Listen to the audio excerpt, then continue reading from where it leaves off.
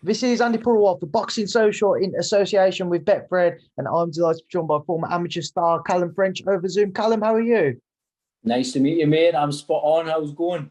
Everything's all good, mate. Oh, we've lost you already. Sorry, mate. There we go. Yeah, how are things going, Calum? Good, mate. Just obviously had the announcement this week from Matchroom, so me phone's set on fire on the palm of my hand. Like when that got announced, it just blew up completely. Everyone's been giving us big congratulations and that. So I've been walking about with a chuffy beak all week, big massive smile on my face, being chuffed like. Calum, we will move on shortly to your deal with Matchroom in a moment, but just to kind of reflect on your amateur achievements, obviously very well decorated for the amateur days, which is why there's a lot of excitement about you. But for those who may or may not know, obviously you had your weight category taken away from you, meaning you couldn't go on to compete at the Olympics, which I'm sure was a dream of yours, as it is for most who reach the level you did at the amateur scene. So just talk me through the past few years for yourself and what you've taken away from the sport. So I was from when Joe Cordina left after Rio, I was the number one at 60 kilo from 2016 until 2019. So obviously them 4 years I was leading up to these Olympics, thinking I was going to go at 60 kilo, and then it was removed in 2019, so I had to move up to the 64 kilo spot. So it was one of them things. It was like there's nothing really I could do about it. It was like I just had to swallow it, really. There's no point in worrying about something if you kind of control it. So it was like I read a book once that said, life's not fair, the goalposts will move, and you will be disappointed. And it suited that down the ground. The goalposts moved for us. The weight category got taken out. So, like I say, there's nothing I could do but like think to myself, right, what's next? What's the next move? How long did it take for you to move past the frustrations of not being able to, well, knowing that you weren't going to be able to compete at the Olympics? Quite quickly, to be honest, mate. It was one of them, like I say, it was one of them things where I just had to think, right, let's not stand on ceremony. Let's start the show. And the next thing in line was a tournament in Lithuania called the Sotikas. So that was my first tournament at 64 kilo. Went out there and I won gold. Won 3 fights in 3 days. So got off to a good start at the new weight. And like I say, just had to swallow it, really. Like it was just a case of, like, what can I do? There's nothing to do about it, so I might as well fill myself into this new weight and get cracking. Final thing on it all, obviously this past summer we've seen those Olympics. What was it like for you to see your teammates out there competing, knowing that you weren't able to travel out yourself? So basically, right, what happened was I was meant to be still going out to spar Luke to help him prepare, and I've caught COVID a couple of days before I was meant to get the vaccine. So I was just sat there thinking, Christ, this Tokyo crack wasn't meant to be like.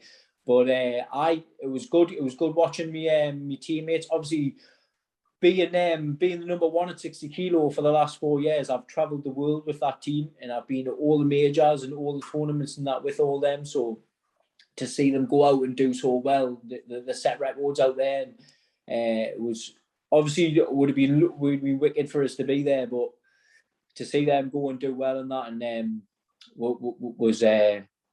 was amazing, and it just pushed me on. It feeded the fire in my belly a bit, because it was just like, right, what's next?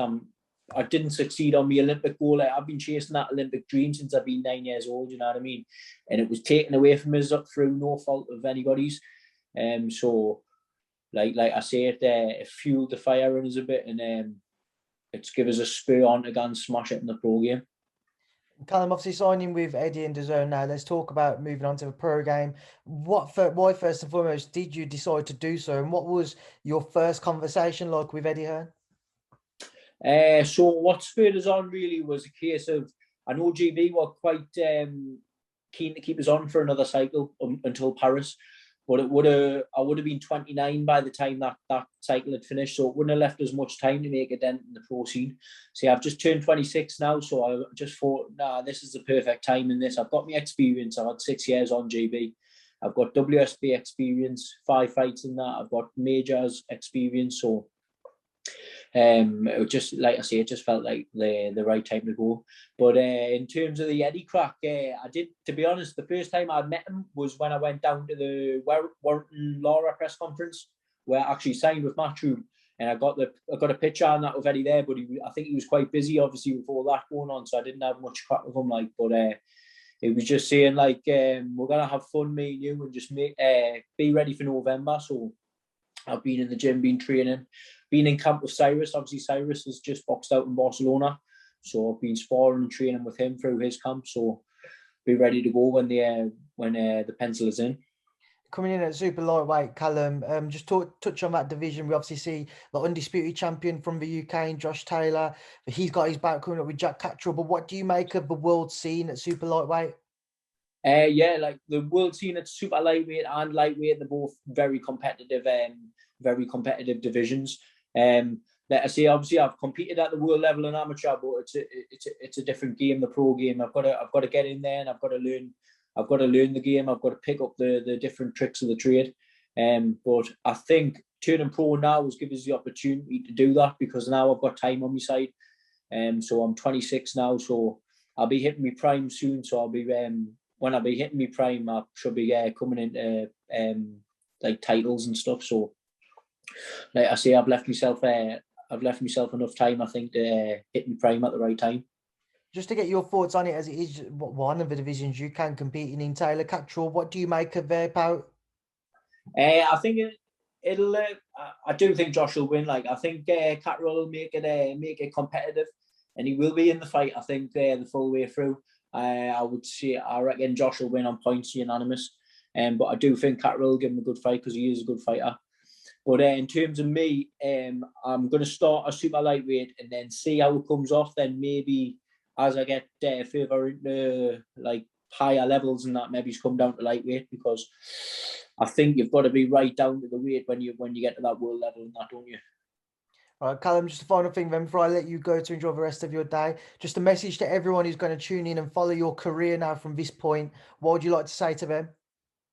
Just keep an eye out. Come down and watch the Northeast fans. We're going to blow the roof off the place. And fasten your seatbelts. It's going to be a bumpy ride. Calum, it's a pleasure to catch up with you for the first time. Will not be the last. Enjoy this day. Enjoy the weekend. And thanks for speaking to Boxing Social.